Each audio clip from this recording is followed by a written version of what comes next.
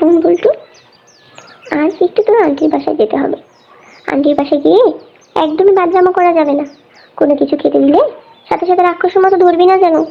আমি যখন চোখ বড় বড় করে তাকাবো তখন বুঝবি তা খাওয়া যাবে না। মনে থাকবে তো খুব, তা না হলে কিন্তু এইভাবে লাথি দিব। হ্যাঁ মা, খুব মনে থাকবে। তুমি দেখো, আমি আন্টির বাসায় গিয়ে ভদ্র বাচ্চার মতো থাকবো, কিচ্ছু হবে না, দেখো। কি মজা, কি মজা, আজকে বেড়াতে যাবো, কি মজা, কি মজা, আজকে বেড়াতে যাবো। হুরে। আন্টি আন্টি আন্টি, ওই টেবিলের উপর ওটা কি? ওটা কি খায়? আমি একটু খেতে চাই। আমি কি একটু খেতে পারি? নিশ্চয়ই তুমি এগুলো খেতে পারো, এগুলো তো তোমারই জন্য বাবা।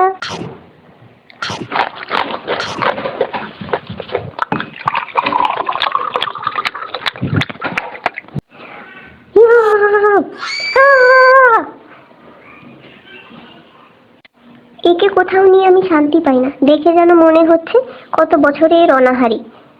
আজ চল বাসায়। আপা, আজ তাহলে আসি, অন্য একদিন আবার আসবো। আজ মনে হয় বাড়ি যে আমার আর রক্ষে নেই। কি করবো? খাবার দেখলে আমার কোনো কথা মনে থাকে না। মা কেন যে আমাকে আন্টি খাবার খেতে নিষেধ করলো? আজ মা আমার পিঠে ছাল নিশ্চয়ই তুলে নিবে। এই, কই গেলি রে? এদিকে আসতো, তোকে কিছু বলার আছে।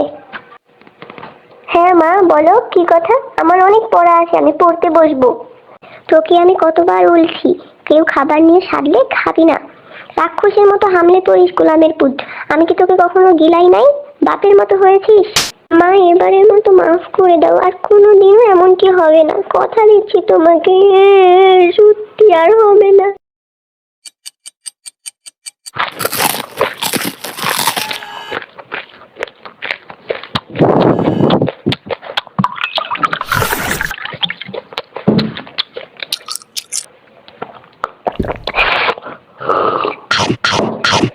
আরে বাছা, আস্তে খাও, আস্তে খাও, গলায় বেজে যাবে যে। কিছু হবে না গো, গোলামের পুতের একমাত্র কাজই হচ্ছে শুধু গেলা আর গেলা। খাবার দেখলে হামলে পড়ে, যেন মনে হয় কত শত বছরের অনাহার। কোথাও নিয়ে গেলে আমার শান্তি হয় না, আমার মান সম্মান থাকে না কিছু এই গোলামের পুতের জন্য। আমি যে কি করি।